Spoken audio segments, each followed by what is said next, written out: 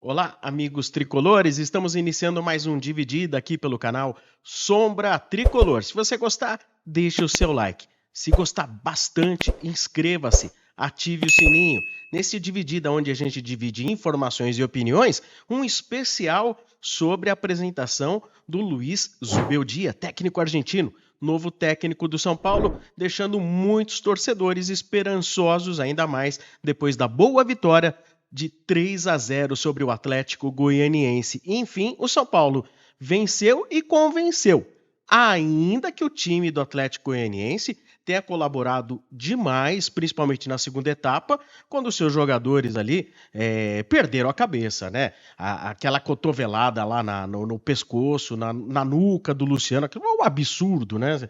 Até o presidente do Atlético Goianiense estava revoltado com o seu próprio time e achava que o jogo poderia ter terminado até de maneira mais elástica. Mas agora vamos falar então do Zubeldia, que então chega até em função da vitória de 3-0, já pega um ambiente melhor. Aliás, falando em ambiente melhor, o próprio Milton Cruz, em entrevista coletiva depois da partida contra o Atlético Goianiense, ele diz assim, olha, o que mudou foi o ânimo. Os jogadores estavam aí com um ânimo mais em alta. E até ontem, depois do jogo, aqui no Sombra Comenta, na live pós-jogo que eu costumo fazer, usualmente estamos aqui fazendo, uma coisa que me chamou muito a atenção, o time parecia leve, né? O time começou o jogo leve, nem parecia uma equipe que vinha de 2 derrotas no Campeonato Brasileiro. E olha, o Atlético Goianiense há muitos jogos não perdia lá na sua casa, jogando naquele estádio. Eu não estou falando do Serra Dourada, aliás, de gramado muito ruim, estava falando no estádio lá no tal do Ascioli, né?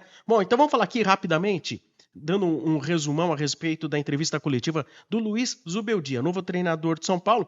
É questionado, por que não aceitou lá antes, aceitou agora?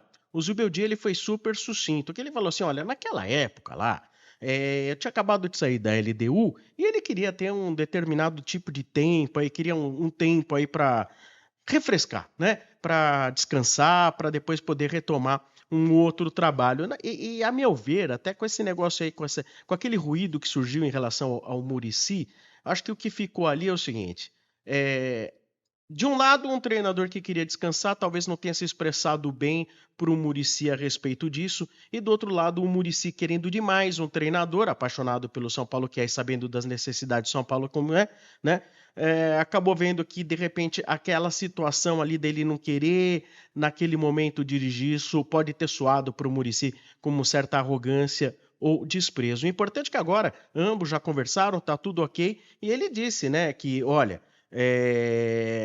que legal que a gente se cruzou de novo depois de um tempo e pude assumir esse desafio importante, né? E depois, em outro momento da entrevista, ele diz: olha, foi 5 minutos para aceitar o convite do São Paulo desta vez, né? A respeito das características do elenco, ele diz que falou com a diretoria e entende que há características de jogadores extremamente diferentes, bem versáteis, né? E dentro de uma ideia de jogo, acabam permitindo preparar um jogo de diferentes maneiras. Aliás, a respeito, inclusive, de princípios táticos, ele disse que há certos princípios com bola ou sem bola, que é algo que eu sempre falo aqui, olha, não adianta, nós, na maioria, torcedores, a gente quer saber como é o time quando tem a bola no pé.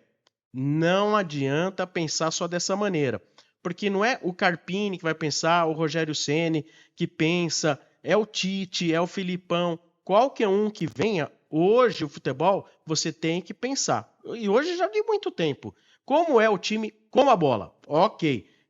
E esses jogadores com a bola, no momento sem a bola, né? Por isso que muitas vezes a gente acaba até ficando bravo com algumas escalações, e aí eu não vou nem falar do Carpini, tá? Vamos fazer de conta que esse momento não existiu no São Paulo.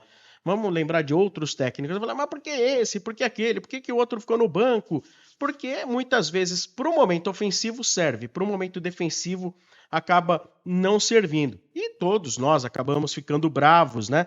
Mas não importa, seja o treinador, seja o Zubeldia, seja o Dorival, Filipão, Rogério, Tite, todos eles analisam dessa maneira. Diz que um dos pilares dele é a disciplina, a comunicação para se atingir os objetivos. E ele fala que não é tão complexo não, são conceitos de jogo que se podem adquirir rapidamente. Gente, uma coisa muito importante é a didática. Se ele tiver uma didática legal para os jogadores, mais rápido eles vão entender isso aí. Didática na vida é muito importante. Seja quando você tem um orientador, seja um professor na escola, na faculdade, a didática ela é fundamental. A respeito de por que escolheu São Paulo, obviamente aquela coisa, né? Já tinha enfrentado São Paulo 2 vezes na Copa Sul-Americana, diz que até já se imaginava em algum dia que o destino dele pudesse ser o São Paulo. E diz que aí sim, quando ele falou com o presidente, em 5 minutos fizeram o acordo da parte dele. Diz que foi uma conversa super sincera e acabou esclarecendo aquilo que tinha acontecido, aquele mal entendido que tinha acontecido então em janeiro, quando o São Paulo o procurou depois da ida do Dorival Júnior para a seleção brasileira. Também falou a respeito de utilização de base, acha importante. Disse que assim, é uma equipe que está bem equilibrada na faixa etária, né? E diz que só mesmo a cada treino é que ele vai ter um conhecimento bom a respeito dos jovens, até mesmo aqueles que ainda não tiveram chances, né? E é verdade, esse ano os jovens no São Paulo não tiveram chances. Infelizmente, é aquilo que eu digo. O que fizeram com o São Paulo é mais ou menos isso. O cara chegou lá, ele fez assim: isso aqui são os jovens da base? Então tá, ó. Foi isso. Pegou, amassou e jogou fora. Não utilizou. A gente teve janeiro, fevereiro e março, onde deveríamos ter aí testado vários jovens da base. Porque aí agora, quando precisar, machuca. E se machucar o Pablo Maia? A gente não testou outros jogadores que de repente poderiam vir da base, né? Como o próprio Pablo Maia veio, porque o Luan não dava conta do recado, o Gabriel Neves não dava conta do recado, o Pablo Maia acabou ganhando essa posição. Agora, falando a respeito de sistemas de jogo, né? Ele diz que, olha, há certos princípios de jogo com e sem a bola, algo que a gente já tinha falado aqui recentemente, mas diz o seguinte, que não acredita que haverá uma dificuldade na transição dessas ideias. Ele diz que quer transmitir essas ideias o mais rápido possível. Diz que há uma adaptação da parte dele no dia a dia, que tem mais a ver com o modelo de jogo para o Brasileirão. E ele entende que, olha, Brasileirão é um modelo de jogo. Copa Libertadores é diferente. É diferente. Então, aquela coisa de dizer, olha, o meu time vai jogar os dois jogos, os dois torneios de maneira igual, não é isso que nós vamos ver.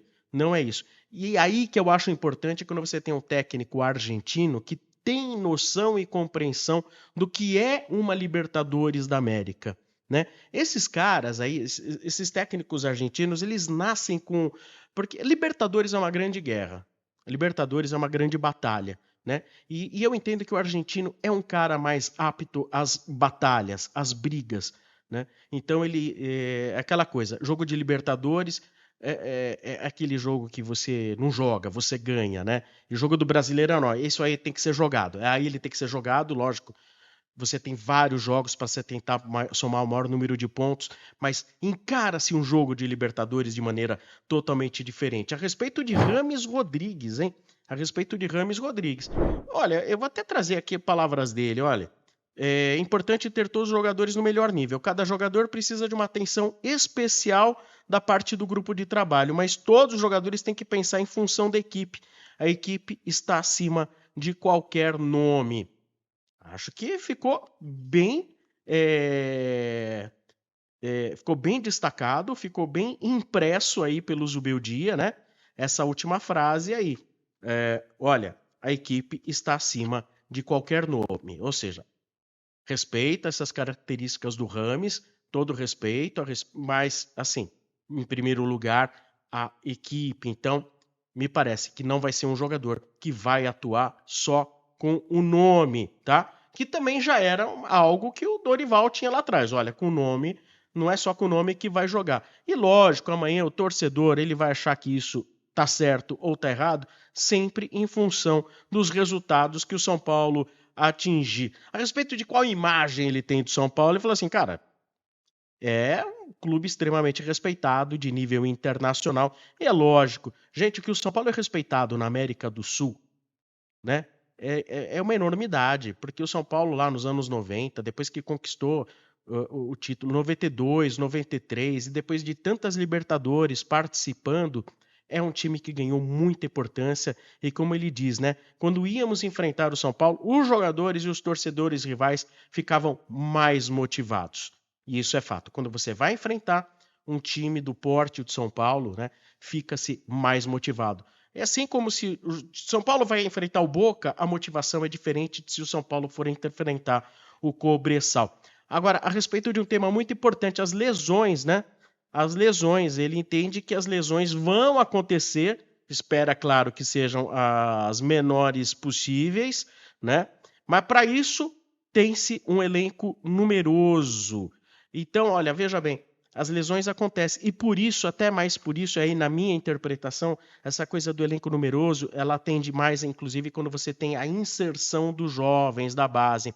Em algum momento você vai precisar da base. Em algum momento você vai precisar, porque os jogadores machucam, né? E às vezes você precisa também de alternativas táticas, e no treino vai ter o jovem que vai aparecer e vai te oferecer aquilo, apesar dele não ter experiência, vai oferecer aquilo que você precisa. Como é a questão do William Gomes, quem sabe amanhã você precisa, olha, o Ferreirinha não tá, o Eric não tá, quem que eu vou ter agudo para jogar pela ponta? Tem esse William Gomes, né? Então, às vezes você fala assim, olha, ele não tem experiência, mas se ele estiver bem no treino, ele é o cara que vai poder oferecer o drible, vai poder oferecer a velocidade.